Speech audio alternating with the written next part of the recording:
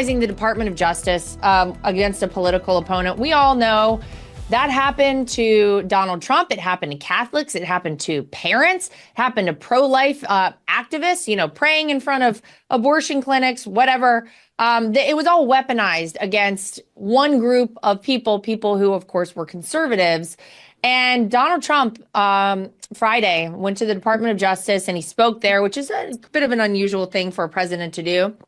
He declared that the days of the Biden administration weaponizing the Department of Justice are over and are never coming back. He said we must be honest about the lies and abuses that have occurred within these walls, stating that a corrupt group of hacks and radicals within the ranks of the American government obliterated the trust and goodwill built up over generations.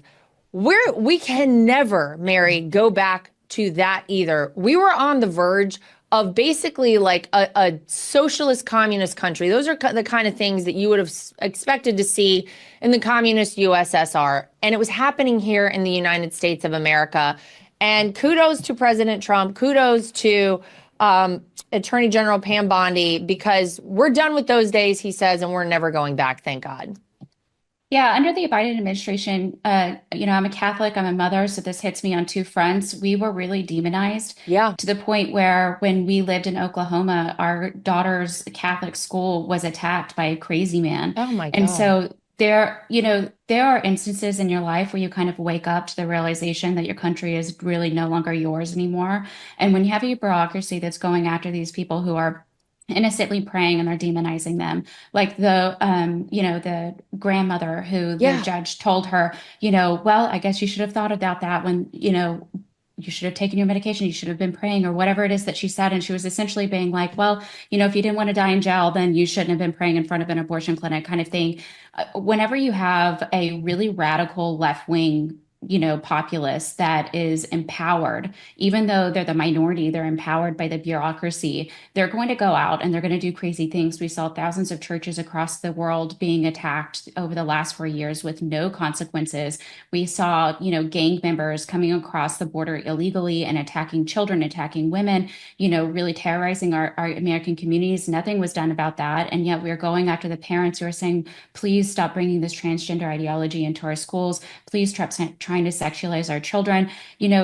Whenever you have that huge disconnect and the breakdown in whether or not the American people believe in the justice system, I think it's going to take a decade or more before people believe in places like the FBI, the DOJ, any type of, congressional committee. Like, what are they actually going to do to help me and help this country? And so obviously this is a great first step.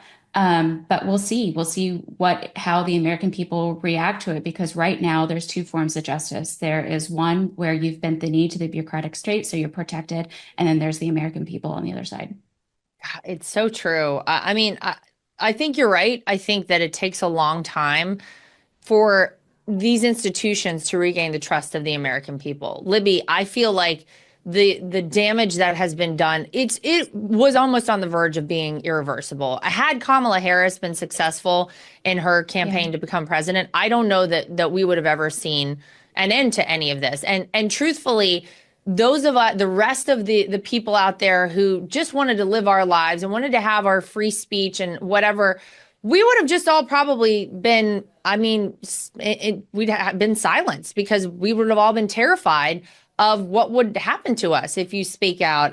President Trump said that despite instances in which they spied on his campaign, launched one hoax and disinformation operation after another, broke the law on a colossal scale, persecuted his family, staff, and supporters, and raided his home, he said, in the end, the thugs failed and the truth won, freedom won, justice won, democracy won, and above all, the American people won. He also said our predecessors turned the Department of Justice into the Department of Injustice. And that kind of sums it all up. Yeah, it sure does. It was really shocking the way that the Biden administration Justice Department went after conservatives, Catholics, parents. And it wasn't just for the trans stuff and the, sexualization of children, as Mary so eloquently pointed out, but it was also for mask mandates at schools. It was for all of these things. Absolutely. It was out of control completely. And I think that you're right. If Kamala Harris were in office, this stuff would be continuing. And we see that the left is pretty upset about the new direction. They're going out there and using law enforcement to harm people. They're swatting conservative journalists, commentators, and influencers.